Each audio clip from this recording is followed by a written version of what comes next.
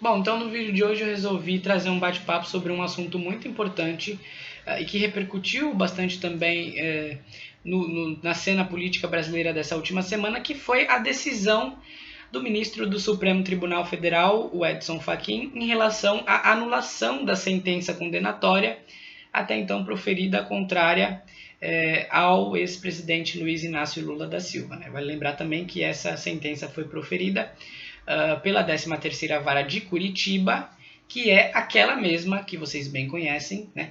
o antro, né? O âmbito da Operação Lava Jato, cujo juiz responsável à época ainda era o Sérgio Moro, tá bom?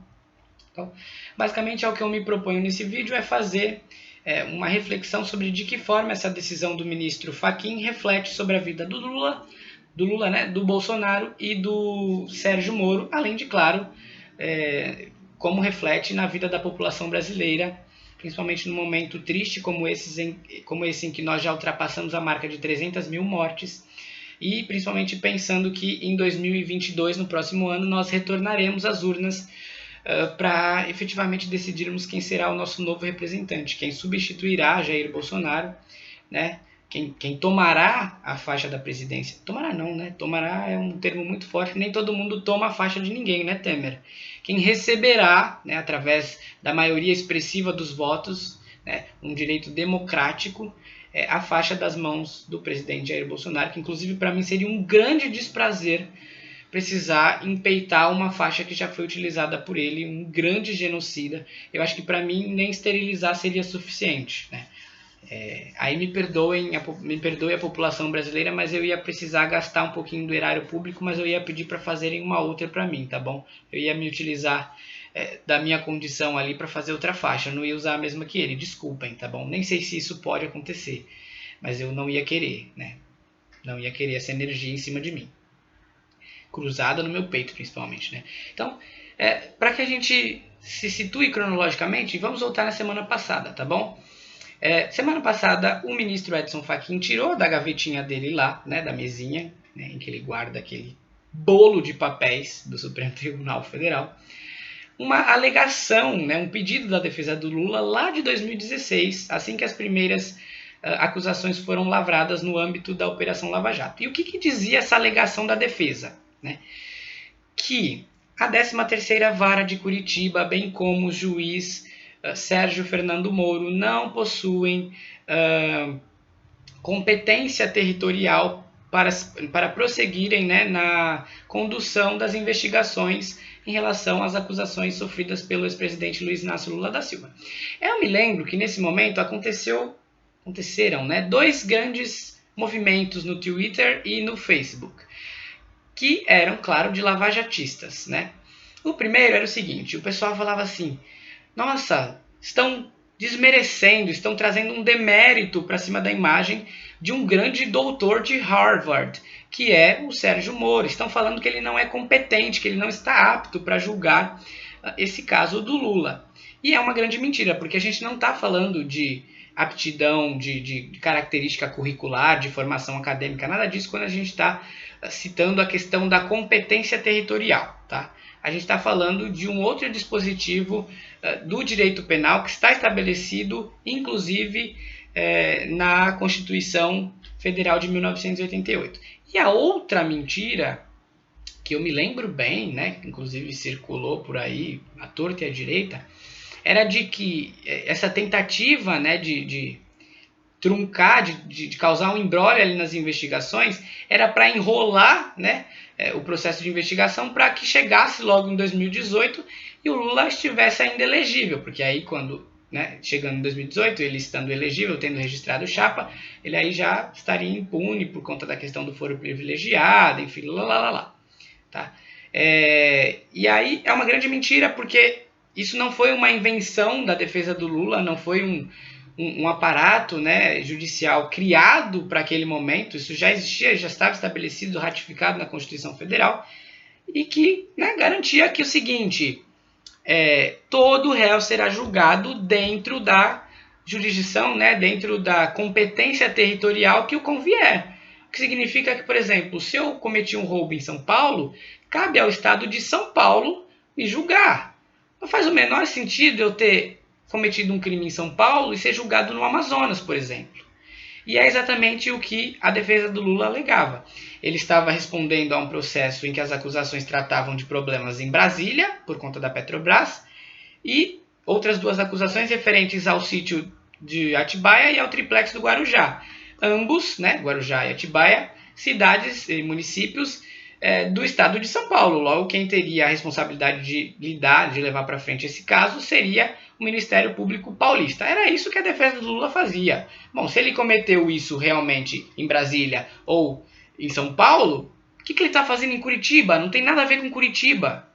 E foi inclusive isso, para vocês verem como não era uma invenção, né, ou uma desculpa do Zanin, Cristiano Zanin e da advogada do Lula, não era uma escusa ali naquele momento, um aparato só para enrolar, que o Edson Fachin reconheceu, inclusive nesse momento, que, claro, o que tinha a ver com Curitiba, né? Não tinha nada a ver, vamos anular, vamos voltar tudo do zero. Só que curioso, o Lula ficou preso 585 dias. Ele não foi ao velório do neto, ele não foi ao velório do irmão, ele não conseguiu cuidar da ex-primeira-dama Marisa Letícia nos últimos dias de vida dela, porque ele ficou privado da liberdade dele.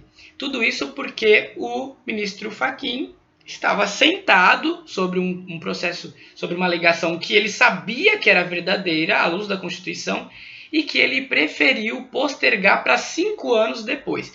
E aí vem a outra questão para que a gente encerre esse vídeo. Por que ele fez isso? Foi para beneficiar o Lula? Eu vi os bolsonaristas falando, isso aí é para beneficiar o Lula, porque ele foi um ministro instituído durante o governo Dilma, né? Ele está simplesmente tentando livrar a barra do chefe dele, porque ele é petralha, esquerdista.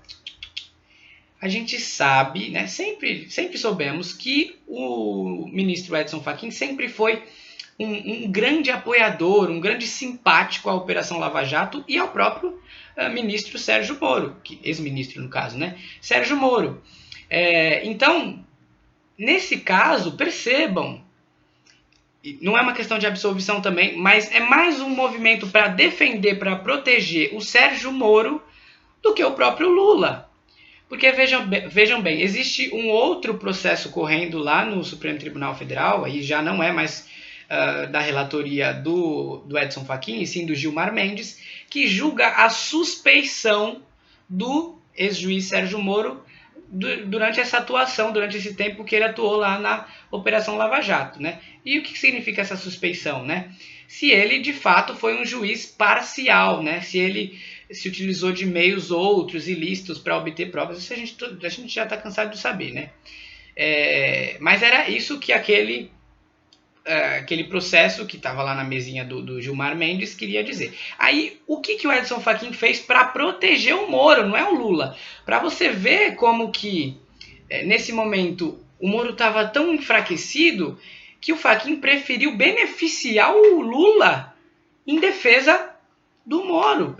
Sabe? É uma coisa que não faz sentido os bolsonaristas dizerem que nesse momento é um passapano pro Lula, sabe? É um ministro petralha. Claro que não, tá nítido que o menor beneficiado, embora tenha sido beneficiado com essa história toda, foi o Lula. Quem foi beneficiado? Quem teria sido, porque aí vem uma outra coisa que a gente precisa conversar, seria o Sérgio Moro. Porque até então, esse outro parecer, né, esse outro processo que corria no Supremo Tribunal Federal na mão do Gilmar Mendes, tinha 2 votos contrários à suspeição do Moro, que era da ministra Carmen Lúcia e do próprio Edson Fachin. Ah, que curioso o Edson Fachin. Como que ele é lulista, como que ele é petralha, se ele estava votando contra a suspeição do Moro? Perceba. Não faz o menor sentido, certo? E aí, por que eu disse que tinha tudo para dar certo nessa tentativa do Fachin de livrar o couro do Moro? Porque a ministra Carmen Lúcia mudou o voto dela, e aí isso causou um frisson tremendo, e disse, não, peraí, eu considero ele suspeito, sim, voto a favor da suspeição. E aí mudou toda essa situação, né? O ministro Cássio Nunes Marques pediu vista, porque ele sempre pede vista, se vocês repararem. Ele é um ministro que foi indicado pelo Bolsonaro, e o combinado entre eles é que ele trabalharia sempre de acordo com o que o Bolsonaro pedisse. Mas a grande verdade é que ele sempre pede vista. O que significa pedir vista? ele não se posiciona, ele fala, ó, peraí, preciso de um tempinho a mais para estudar, eu ainda não estou suficientemente instrumentalizado para opinar sobre isso, então, ó, me deem mais um tempinho para pensar. Sempre o que ele faz, tá? E a ministra Carmen Lúcia mudou o voto, e aí a estratégia do Fachin de falar assim, ó, cancela, não era mesmo Moro, não era Curitiba, vamos pegar todas as provas recolhidas através de vazamento, através de grampo nos escritórios dos advogados do Lula, e vamos entregar para São Paulo e para Brasília. Né? Vamos fazer isso, e aí acabou, esquece o Moro, deixa isso para lá. Era a tentativa dele. Só que o que o Gilmar Mendes fez, né?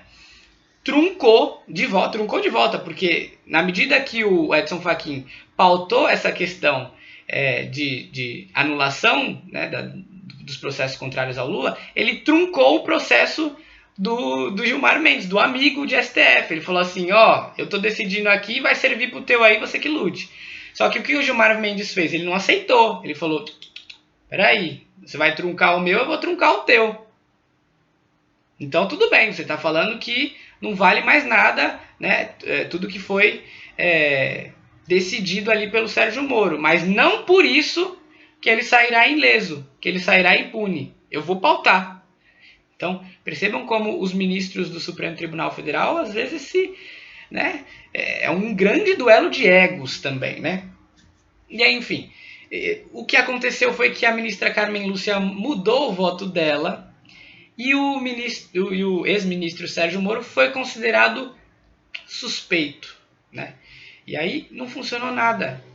Não funcionou. O Edson Fachin deve estar da vida. Por quê? Porque ele acabou livrando e contribuindo muito com a imagem do Lula, né? Para tentar defender o Moro.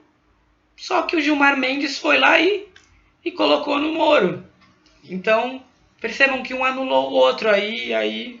Só quem saiu beneficiado com essa história toda foi o Lula. Felizmente, porque não seria justo que o Moro se saísse ileso, né, de todo esse lawfare que ele protagonizou, de toda essa cena, esse teatro que repercute até hoje e que trouxe severas consequências até os nossos dias atuais. Inclusive, basta olhar o número de mortes aí pelo negacionismo, né, do atual presidente Jair Bolsonaro, que fez o possível, né? A gente tem que pensar que hoje, amanhã e pelos próximos dias, mais pessoas morrerão em função, né, de uma doença que já tem vacina e que elas poderiam ter sido vacinadas não fosse a má vontade, né, e o trabalho constante do Bolsonaro de segurar, de atrapalhar o processo de vacinação. Se isso não é ser genocida, não tem outra definição, certo?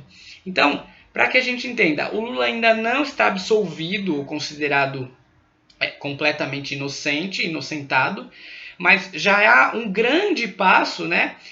Tendo essas primeiras sentenças anuladas e o juiz Sérgio Moro considerado suspeito, para que ele concorra em 2018, por exemplo, se assim ele quiser, porque todas as considerações partirão do zero de novo agora em São Paulo e em Brasília. Ou seja, até o ano que vem não dá tempo dos ministérios públicos concretizarem alguma coisa. Vocês se lembram quanto tempo que o Lula não ficou naquela história de Veja, Globo, não sei o quê, até que ele fosse preso? Não dá tempo, certo? Então, essa decisão do Edson Fachin foi um verdadeiro tiro no pé, porque no intuito de defender o Sérgio Moro, ele acabou se prejudicando, né? Ele acabou prejudicando não só ao Bolsonaro, aos lavajatistas, enfim, a todo mundo. E aí, palmas para o Gilmar Mendes, que inclusive é um ministro com o qual eu não me simpatizo em muitas coisas, mas eu tenho que agradecer, porque nesse momento ele brecou, né, uma coisa que seria absolutamente... sabe, não seria razoável da parte do Fachin passar pano para o Moro, sendo que ele sabia que sim, o Moro tinha sido parcial, que sim, o Moro tinha colhido, né, grampo de dentro dos escritórios da Valesca e do Cristiano Zanin, os advogados de defesa do Lula. Não seria justo. Então, que bom que o Gilmar Mendes falou, por cima de mim não. Aqui, né, o pai tá on aqui. E não deixou com que o Edson Fachin passasse por cima dele. Achei o máximo, né? E importante nesse momento que essa guerra de egos tenha acontecido, porque senão a gente veria o Sérgio Moro saindo impune, bonitinho, né? Foi só um equívoco, né? E é muito bom também para a imagem do Lula para 2022 que essa consideração de suspeição do Moro, e agora há todo um trâmite para considerá-lo ou não, né, culpado, enfim, mas é muito bom para a imagem do Lula porque foi o que ele sempre falou desde o começo, né, que ele estava sendo vítima de um lawfare, né, de uma articulação de juízes, de procuradores e de pessoas que estavam agindo politicamente com interesses escusos e subjetivos. Então, é sobre isso que a gente precisava falar nesse momento. Gostaria de agradecer por vocês que assistiram, queria que vocês deixassem o joinha aqui, que compartilhassem o vídeo se assim acharem que devem, e claro que se inscrevam no canal para que a gente continue falando mais um pouquinho sobre essas peripécias do nosso país Brasil, tá bom? Então até o próximo vídeo e a gente vai conversando para saber, né, o que acontece essa terceira temporada da grande série que se chama Brasil, né? Então, até a próxima e um grande abraço. Se cuidem, inclusive, né? Se mantenham em casa nesse período de lockdown e logo tudo isso passará e nós poderemos nos rever por aí pela rua, nos abraçarmos e, claro, né? Se preciso, ir para as ruas para derrubar um governo que não tem a menor preocupação com as vidas, né? Já se mostrou despreocupado com a população em outros N sentidos, educação, saúde, enfim, segurança e todas as outras questões, mas ainda não tinha tido oportunidade para se mostrar tão interessado no sufrágio, né, da população negra, né, da derrocada das populações minoritárias como nesse momento de pandemia. E o que a gente vê são os números subindo de forma alarmante. E que bom que depois de que o Lula, né, saiu de fim dessa condição, o Lula voltou, né? O Bolsonaro adotou um outro tom, um tom curioso, agora ele usa máscara, agora o Brasil é o país da vacina para todos, agora os ministros da saúde, né, o ministro no caso, está correndo atrás da vacina e comprou mais doses, enfim, agora mudou tudo, né? Embora ele siga insistentemente na questão do tratamento precoce da hidroxicloroquina, da azitromicina e da ivermectina. Um absurdo, porque a gente sabe que tratamento precoce não existe, já foi comprovado cientificamente. Não há provas, não há evidências científicas de que isso funciona. Então, a menos que você queira tomar uma coisa que você não sabe se é para aquilo ou não caia nessa de tratamento precoce. Espere a vacina agora, você já passou pelo pior. Espere a vacina, né? Se cuide, se possível. A gente sabe que tem gente que precisa trabalhar na rua. Se cuide da melhor forma possível, né? Cuide dos seus, permaneça em casa. Que queira Deus que logo tudo isso passará, nós seremos vacinados e esperar para que até que o final desse ano a gente comemore de alguma forma, pelo menos uma melhora significativa nos índices de contágio, né, da Covid-19. Então, é isso, já me estendi demais. Reforço para que vocês deixem o joinha e se inscrevam aí no canal e até o próximo vídeo, tá bom? Forte abraço.